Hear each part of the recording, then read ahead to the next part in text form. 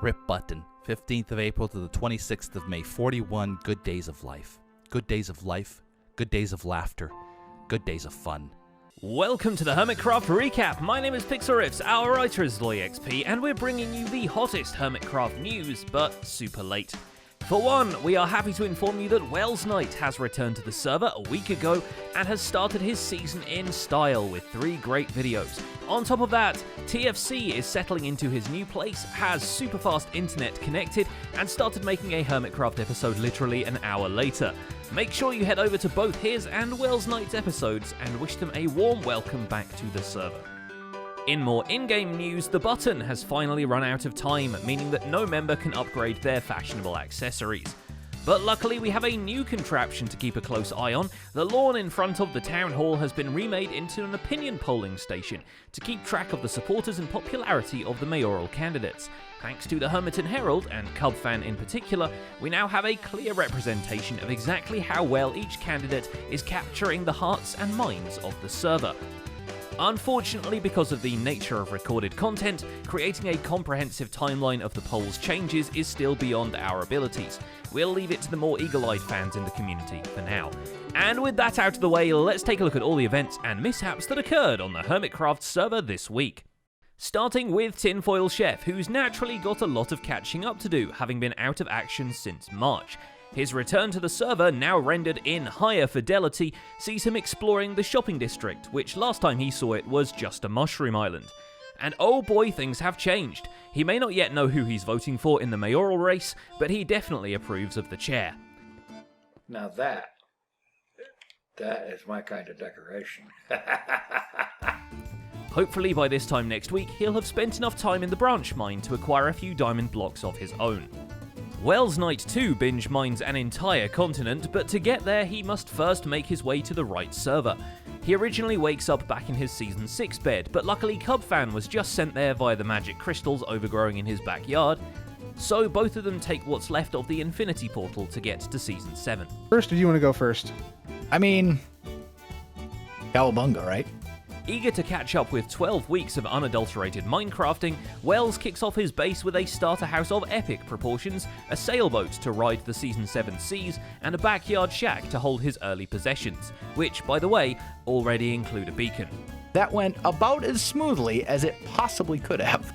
Not far behind is Cubfan with his own excavation rush. He decided to take Iskall up on his 1-episode mining challenge, especially since blowing all his blues on the pyramid has left him a bit low on the make-believe money. He also develops the aforementioned opinion poll, which, by the way, allows you to retract your support at any time, so that will sure make for some quality drama for the Herald to cover. You can show support for more than one Hermit. Like if you like Mumbo and you like Stress, you can add a concrete to Stress and a concrete to Mumbo. His editor-in-chief, in the meantime, faces her greatest armor stand challenge yet, according to her Twitter. Zombie Cleo was asked to create a Wile E. Coyote at Tango Tech's place, right on the trajectory of the falling piano from last week, which of course she delivers despite the many mental breakdowns it caused her. I'm not saying I'm on the wrong track, but have you ever seen Five Nights at Freddy's? I absolutely love this. His cheeks, the expression on his face, if he could even have one, his nose is a little flint. It's just perfect. This only empowers her armor standing ability, and less than a week later she came back with what we can only describe as a short film about her creating a protective suit of mysterious armor and dropping it off at Corrales' skyscraper in the midst of the night. Unfortunately, we don't know where this is going yet, so there's a fun cliffhanger for you. It just won't be hanging off this particular one, because Corrales has leveled it to the ground and built a gas station there. Not too shabby. No, I like this. Just envision this later on when it's fully decorated and fully done, and then we have buildings on this side. More vehicles all the way around. Really, his stealth level already is pretty high, even without the suit and the mask. Under the guise of Beef being offline, he sneaks the Turtle Sanctuary just a tiny bit further away from his base. Now, the reason the hill had to go is because Azuma is planning to blast a road right through the jungle to that exact spot. For now, all these logs will do nicely as fuel for Azuma Void's smelter array, which gets a significant facelift with its own tower around it. The neighbouring tower demands a brain transplant, seeing as how the concrete blast chamber in it gave up entirely and had to be rebuilt from scratch.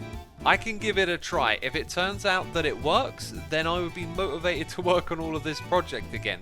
Hypno settles for a much more easy to understand furnace, even if he had to go grab a bit of Beef's gold for it. Understandably, his interests right now lie in the swamp base, not in the mansion, as there's plenty to upgrade and tweak out there. Bringing the witch farm to its full spawning capabilities traditionally is quite a puzzle. The witch farm is working really good, but, you know, the spawn rates all depend on the amount of people that are on the server and all that kind of stuff. But yeah, I think this could turn into like a really, really awesome future mega base. But in talking super smelters, one can't avoid mentioning Tango Tech and his custom-designed block forge. Hidden below the Toontown, this monster of a contraption smelts fast, hot, and looks good doing it. It does well showing Tango's inventor side, and what better to build over the top of it than an evil inventor's lair, which is how Tango ends up building the Doofenshmirtz Evil Incorporated building from Phineas and Ferb. Of course, the effect wouldn't be complete without the famous jingle, and Tango knows exactly where to find the server's designated jingler. I got my little jingle playing here, and now I cannot tell you how excited I am to let the evil unfold inside here. It'll certainly match well with the jangle of a piano being dropped from a great height, courtesy of Vintage Beef. And business is booming for Beef, who's still selling gold when Hypno comes knocking and has plans for more album covers. Still, it pays to advertise, especially to the mayoral candidates, all of whom Beef leaves a coupon for goods at his various shops, except for Doc, who gets a free sign. Buy some llamas. Hashtag llamadad. It's no surprise that the man making a not-so-secret lair is the target of some shenanigans, and after moving his animal farms into a freshly decorated sandstone basement, it seems a few other animals are keen to move in. The turtle on the disputed beach between him and Corrales has migrated a few blocks further over, and a tropical bird has dropped off a fresh shipment of diorite. That of course comes compliments of Etho, who got it from Rendog, but he's taking plenty of opportunities to troll his server mates. The free grey glass panes from Shady Ease have now been found by pretty much everyone, and Etho discovers the end rod of shame underneath the shop while he's doing some wiring. To get back at B-Dubs, he decides to poke him for not building more interiors, and doubles down by building a tranquil interior of his own, a jungle-themed intersection with a branching path, jungle fuchsias, and water lilies. Oh, and lots of bee houses. One of the things I did is I introduced stripped logs to try to make it look a bit more wrapped up, right? Adds a new texture into it, and I think that was a good addition. B-Dubs receives the good-natured reminder to build an inside for his outsides and ends up designing an elegant set of rooms for his florist's house. But he does most of the carpet laying outside, because his next task is designing a campaign poster for Good Times with Scar, complete with a smirking jelly and a pixel art tree. And Scar seems to be taking his candidacy a bit more seriously, judging by his outfit. Okay. Do you love it? Is this a flower? Like you shoot water out of this flower? This is a serious flower. B-Dubs. It's a serious flower. You told me to do it. You told me to be. I did. Okay. I'm sorry. You look 1,000 times better. It's quite ironic then that he lost a mining challenge game to Grian and will have to temporarily support Mumbo Jumbo in the polls. Grian still supports Scar in his other endeavour, blasting a hole right to the Nether update in the server's core. That's right, Scar's new base will be an enormous digging site reaching through bedrock right towards the unsuspecting piglins. The first speckle of things to come is a giant drill dozer vehicle parked in the area.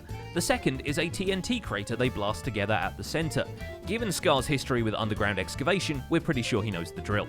But we've got the start of the big dig now, and I am very, very hyped for this. False Symmetry goes for the more traditional way of entering the Nether, and by that we mean she throws together a new structure to later house her Nether portal. It's a tower separate from her main Skyblaster, reaching to it with a glass bridge. Being circular, the detail on the structure took a lot of effort and caused a few happy accidents, but it still looks pretty neat. It looks like a really weird mushroom. I'm gonna have to finish that. Rendog is also bringing the sci-fi base game to a whole new level, and not only because the Mumbo-designed concrete farm he puts together is space-age technology all by itself. Ren also shows us holographic projections of what he plans to build around it, a huge Jawa sandcrawler. After he's blasted enough concrete to fill a few shulker boxes, he digs out and lights up the spaceport docking bay and constructs a full-size TIE fighter resting in the circular hangar. This is accompanied by another transmission from the mysterious Emperor of the Renpire, who implies that he also wants to campaign for mayor. Do whatever it takes, Stargazer, in the name of the Renpire. Even if his plans are ultimately thwarted, he might still have a chance at running for Dogcatcher. Because Joe Hills is currently uncontested for that position, but he needs to prove he's not all bark and no bite, so he starts on a dog sanctuary over by the Lighthouse of Hercules, building an enormous hollow log for the entrance and plotting out spaces for giant bone structures and prehistoric fossils. Naturally, it's also he can make this joke. Welcome to Jurassic Bark.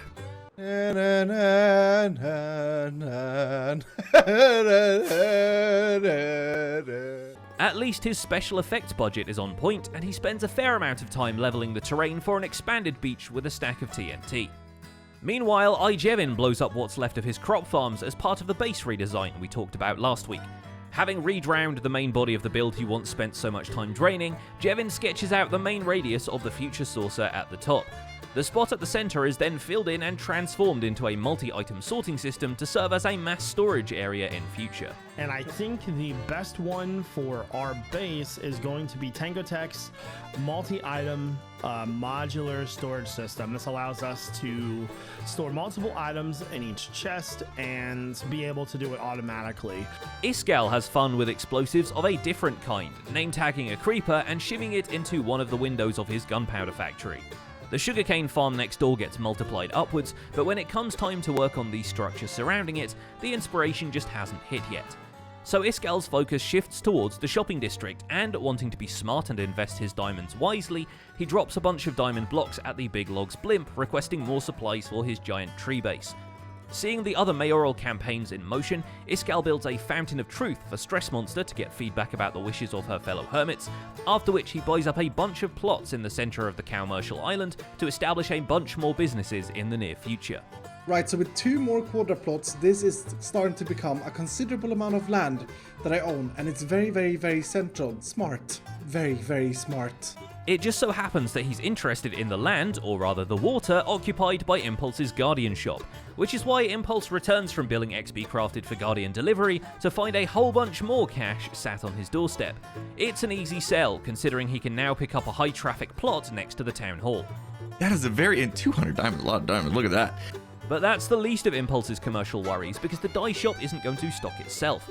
This requires an industrial-sized bone meal farm courtesy of villager-powered carrot farms and a continuously running composter. With those set up and some tall flower farms in close proximity, the dyes start flowing in. So this is kind of the reason why I wasn't too worried about building the flower farm in a spot that didn't produce too many different colors, because of course we can get pink, we can get magenta, we can get yellow, we can get red, we can combine them together, make orange, all that kind of good stuff going on. XP Crafted launches another commercial enterprise with the smart decision to build below a plot he already owns. The hill below the red zone is hollowed out to make way for Junk for Junk, an exchange shop with an entry fee. For a single diamond or a larger subscription fee, hermits can exchange their freshly mined dirt or stone for other supplies. You take some, you leave some. And XP stylizes the whole thing with a trash can themed exterior. But if that wasn't attractive enough, after building a playground at his apocalyptic town project, he comes up with a rocking horse design that he reproduces in the shopping district using a llama. Hypno is the first to give it a try, and the first to give it a glowing review. It's a rocking horse, like those things with the spring and the horse, and you just go back, and it's not the same thing, okay? Speaking of strange contraptions, Zedaf once again delivers one, even if it is a bit more useful than the rest. This time we're talking a customizable enchanting table, with the ability to adjust the number of bookshelves for precision book magic, and a convenient lapis storage and dispensing mechanism rigged to an item frame on the side.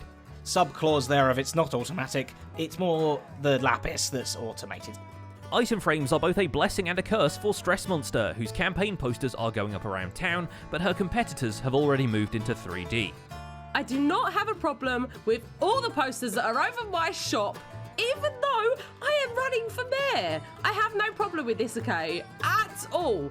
With the campaign on her mind, she also notices the other candidates are building their campaign HQs in view of the shopping district, and her floating castle is back at the jungle. So she time-lapses a mayoral sky house lifted into place by a pair of balloons, emblazoned with a magenta GG, which leaves her wondering what to do with her castle on the cloud. Look! I look so cute over there. And finally there's Grumbot, but he doesn't make videos, so he'll settle for his creators. One of whom meets him for the first time. Mumbo has been given the task of redstoning a brain for this good computer boy, which might be tricky given his dwindling supplies of redstone, but that's nothing a good strip mining montage can't fix. By the time he's done wiring, Grumbot can display emotions, make bleep bloop noises, and answer questions in a sassy way. The side effect is that they need to pay diamonds into the machine to make it work, in before it owns half the shopping district. Oh yeah. Yeah, I was the one that built this. Why did I make it charge? I mean, I just thought, he probably has feelings too. He is an artificial intelligence. He doesn't want to be doing this for free. Luckily, Grian has quite the profit incoming now that he upgraded his shopping barge to a travelling marketplace square. The mining battle with Scar brought in a few diamonds to boot, and he earlier went for a caving time-lapse, but mostly to light up the caves under his base of operations. By this point, the Mega Mansion is eyeballing the finish line, with even the backside getting some love and a large chunk of the whole being filled in. Time-lapse after time-lapse, stream after stream, the time when that house closes in on itself is upon us. And then who knows what Grian will achieve with his newly found free time. And that's about it for this week's recap. Our writer is LoyXP, and my name is Pixelrix. Minecraft Dungeons has been out for a week, and already I'm trying to beat it without using weapons. It's going better than you might expect, and there's a video all about it in the End Screen Theatre. Don't forget to leave a like while you're still here, and subscribe so you won't miss future recaps. Thanks for watching, and we'll see you next week.